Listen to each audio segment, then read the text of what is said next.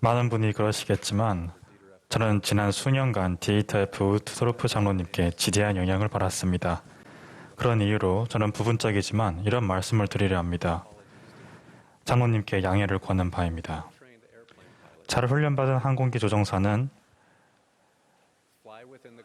항공기의 역량 내에서 비행하며 활주로 사용 및 비행 경로에 관하여 항공교통관제사의 지시에 따릅니다.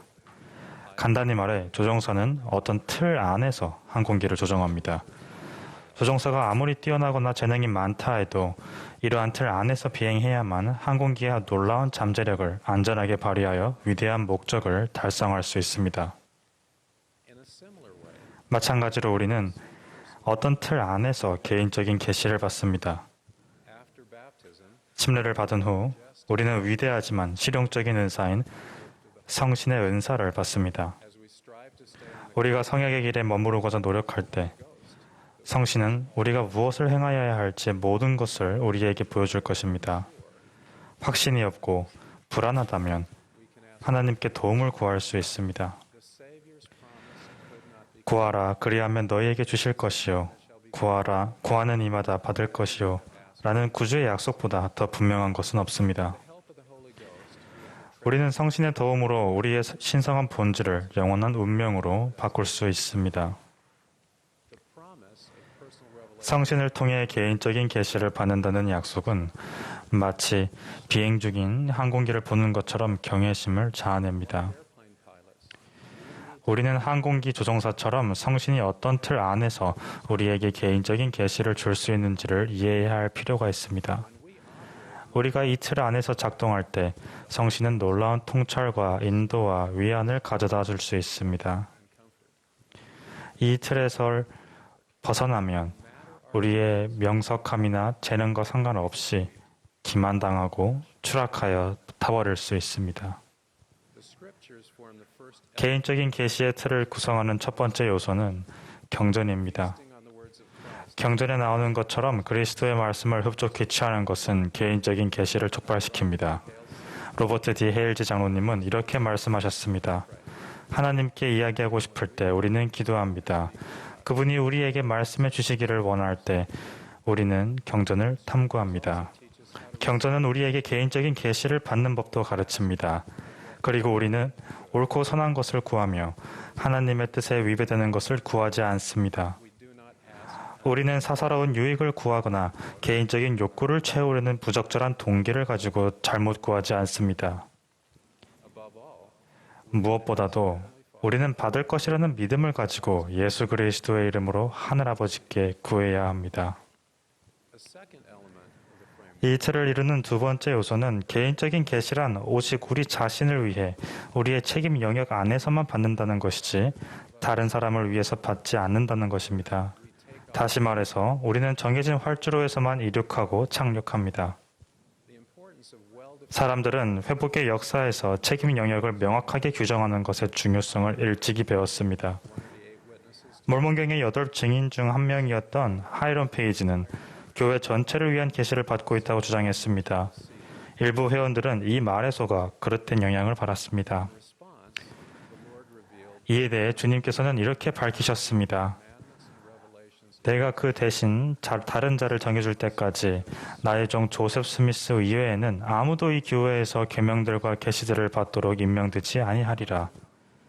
교리와 계명, 교회를 위한 계시는 살아있는 선지자에게 주어지는 특권이며 그는 주 예수 그리스도로부터 그것을 받습니다. 그것은 선지자의 영역입니다. 수년 전에 저는 무담 침입죄로 체포된 한 사람으로부터 전화를 받았습니다. 그는 자신이 들어가려고 했던 한 건물 지하에 또 다른 경전이 묻혀 있다는 계시를 받았다고 말했습니다. 그는 그 경전을 손에 넣게 되면 자신이 번역의 은사를 받아 새로운 경전을 세상에 내놓을 것이며 교회의 교리와 방향을 정하게 될 것이라고 주장했습니다. 그가 착각하고 있다고 말했더니 그는 제게 그것에 대해 기도해보라고 간청했습니다. 저는 그렇게 하지 않겠다고 말했습니다. 그랬더니 그는 욕설을 퍼부으며 전화를 끊었습니다. 저는 단순하면서도 심오한 한 가지 이유로 그것에 대해 기도할 필요가 없었습니다. 그것은 오직 선지자만이 교회를 위한 계시를 받는다는 사실입니다. 다른 사람이 선지자의 영역에 속하는 그러한 계시를 받는 것은 하나님의 질서에 위배되는 일일 것입니다. 개인적인 계시는 마땅히 개인에게 속하는 것입니다. 예를 들어 우리는 어디에 살지, 어떤 진로를 선택할지, 누구와 결혼할지에 대한 계시를 받을 수 있습니다. 교회 지도자들은 교리를 가르치고 영감받은 권고를 나눌 수 있지만 이러한 결정에 대한 책임은 여러분에게 있습니다. 그것은 여러분이 받아야 할 계시이며 여러분의 영역입니다. 이 틀을 이루는 세 번째 요소는 개인적인 계시가 하나님의 계명과 우리가 그분과 맺은 성약과 조화를 이룰 것이라는 사실입니다. 다음과 같이 기도한다고 생각해 봅시다. 하나님 아버지, 교회 예배가 지루합니다. 안식일에 산이나 바닷가에서 당신께 예배드려도 될까요? 교회에 가거나 성찬을 취하지 않고도 안식일을 거룩하게 지켰을 때 약속된 축복을 여전히 누릴 수 있을까요? 우리는 이러한 기도에 대해 하나님이 어떻게 대답하실지 예상할 수 있습니다. 나의 자녀야, 나는 안식일에 대한 나의 뜻을 이미 밝혔단다. 우리가 하나님께서 이미 명확한 지침을 주신 것에 대해 계시를 구한다면 우리가 받은 느낌을 잘못 해석하고 우리가 듣고 싶은 대로 들을 가능성이 있습니다. 언젠가 한 남성이 집안 형편을 안정시키기 위해 고군분투했던 자신의 이야기를 들려준 적이 있습니다. 그는 그것에 대한 해결책으로 공금 횡령을 생각해냈고 그것에 대해 기도했으며 그렇게 하라는 긍정적인 계시를 받았다고 느꼈습니다. 저는 그가 하나님의 계명에 위배되는 계시를 구했으므로 미혹되었다는 것을 알았습니다. 선지자 조셉 스미스는 악령의 영향 아래에 있으면서 그것을 하나님의 영이라고 착각하는 것보다 더 비참한 것은 없다고 경고했습니다. 어떤 사람들은 니파이가 라반을 죽였을 때 계명을 어긴 것이라고 말할지도 모릅니다. 하지만 이 경우는 개인적인 계시가 하나님의 계명과 조화를 이루어야 한다는 법칙을 부정하지 않는 예외 상황입니다. 이 에피소드는 어떤 간단한 설명으로도 충분히 만족스럽지 않겠지만 몇 가지 측면을 강조하고자 합니다. 이 사건은 니파이가 라반을 죽여도 되겠냐고 물어보면서 시작된 것이 아닙니다. 그것은 니파이가 원했던 일이 아니었습니다. 라반을 죽이는 것은 니파이의 개인적인 이익을 위한 것이 아니라 앞으로 세워질 나라와 성약의 백성에게 경전을 주기 위함이었습니다. 그리고 니파이는 그것이 계시임을 확신했습니다. 사실 그것은 하나님으로부터 온 계명이었습니다.